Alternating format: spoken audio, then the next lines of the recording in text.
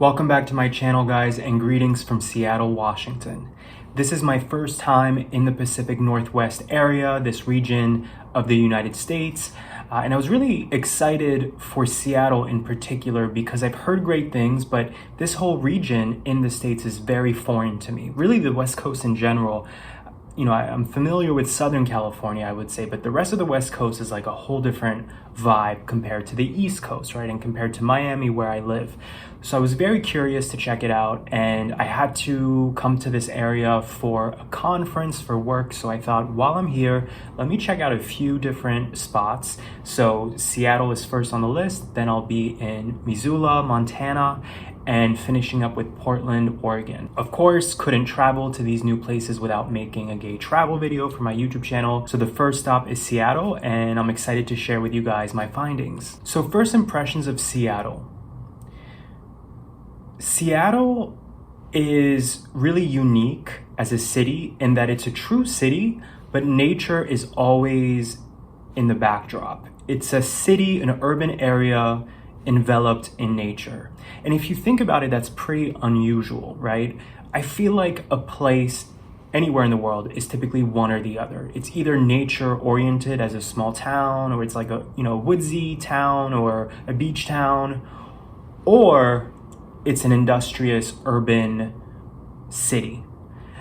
Correct me if I'm wrong in the comments if you can name a lot of cities that have a blend of both, but to me, this is a really unusual place in that nature is constantly in the backdrop. Much like San Francisco, Seattle is as a city, it's very hilly, like up and down. Some streets are much more inclined, which is really neat because what happens is then since it's not flat, right, you constantly have a view of distance, whether it's like a mountainous region or a view of the river. So that really helps with cementing this idea of being surrounded by nature. I also really dig the architecture here. It's very modern. This is, a tech hub, Seattle. Expedia has headquarters here. Amazon famously has headquarters here. Starbucks started as a mega huge company here in Seattle. So I think that's probably part of the reason why, as a city, it feels very modern and up to date, but not so much that it feels sterile either. Most streets that I've strolled down here in Seattle are lined with trees, which again helps create this vibe of, yes, it's a city, but it still has like a charm and a character to it. And in the same way that the city has a distinct flavor of its own, a distinct identity, the people here also are reflective of that, I've noticed. So you see a lot of people walking around with flannel shirts. It has an outdoors vibe, the city itself, and that's reflected in the people that you see walking around. I'm not used to that, right? Living in Miami and before that, East Coast cities like New York, it's interesting to see that vibe. I see the remnants of the grunge culture here of the 90s. Nirvana, the band Nirvana, famously hails from Seattle. You see remnants of that. I see a lot of like the hipster and even goth and punk vibes in fashion. You see it still walking around, but what you see more of, I would say, is that mountain outdoors culture of people. Another thing about the people here I've noticed is that it's very diverse, and I did not expect that. I didn't expect the level of diversity. In my mind, Seattle is a very Caucasian city. Like this whole region of the States is very Caucasian in my mind. Really, you could say the West Coast of the States in general is thought of that way, I believe. I don't know why this city in particular feels so diverse, because it's so randomly located. If you think about it, Seattle is really on the tip or close to the tip of the northwestern corner of the US, right? Right above you have Canada, and then the next landmass is Asia, right? If we don't count Alaska. So I was perplexed by that, but if you think about it with the history of tech companies in Seattle, right, especially Amazon, I imagine that a lot of the diversity here comes from an expat community having been formed here as a result of these huge mega companies seeking top talent in tech. If you have more context on this, if you're a local to Seattle or you've been a lot and you have more info about this, definitely share with us below in the comments, share with the class. But I've been pleasantly surprised by the level of diversity here. And speaking of diversity, I've noticed a lot of gay couples here as well. So when I was talking about diversity, I was speaking specifically about racial and ethnic diversity, but now with the gay part of the channel, I've noticed more gay couples than I expected to see here. Of course, Seattle, I know, is like, you know, a liberal, progressive city. It has a bit of a hippie vibe to it. But you don't see couples holding hands that often outside of like the major big metropolis type cities like a London or New York City. I've seen Gen Z type couples holding hands here.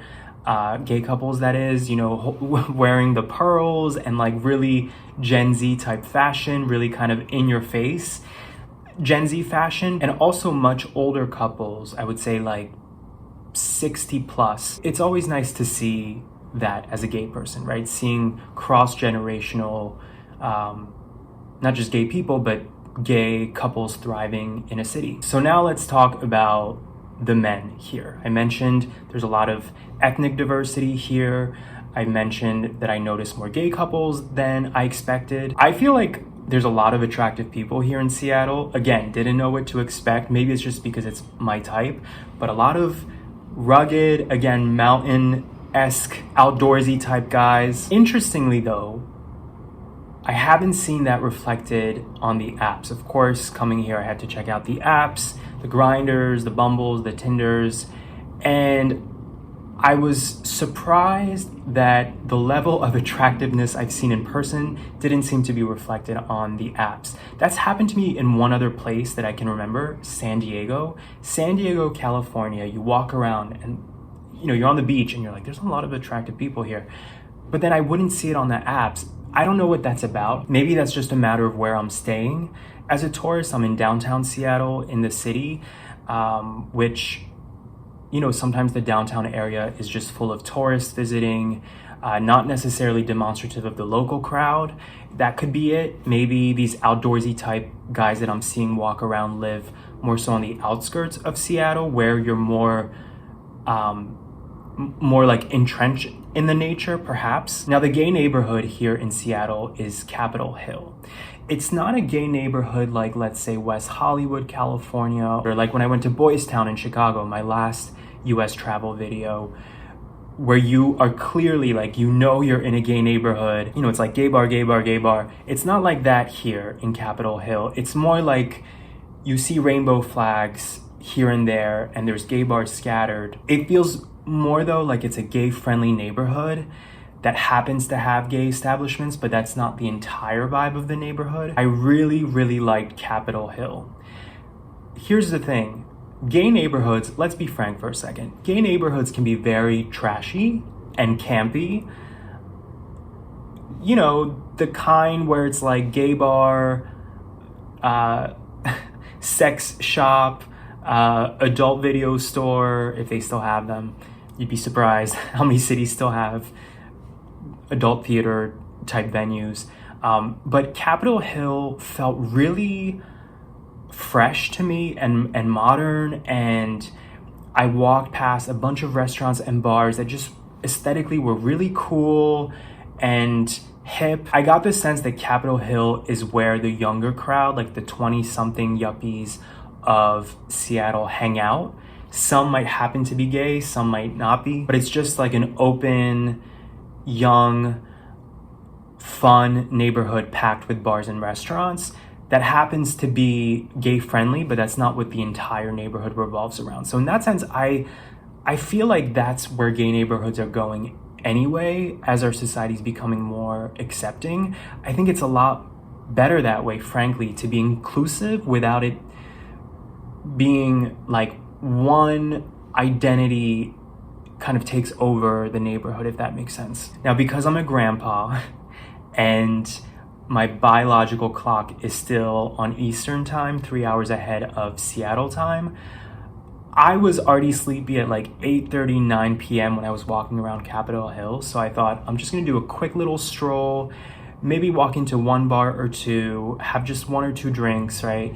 But I had to make a pit stop at the Eagle Seattle. If you guys are familiar with the Eagle, I've talked about it before on this channel. The Eagle is a bar, I guess we can call it a leather bar, but not everybody's wearing leather. It's just your more sort of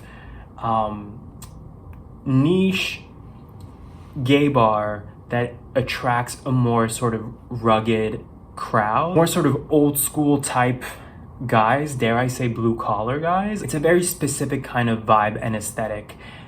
And it happens to also be in Capitol Hill, so I thought I have to check it out. I haven't been to an Eagle bar in so long. Now, again, it was barely 9 p.m. There were like 5 people in there. I did a quick U-turn and left, but I thought it was noteworthy that Seattle has an Eagle themselves. That's it for my take on Seattle, Washington, guys.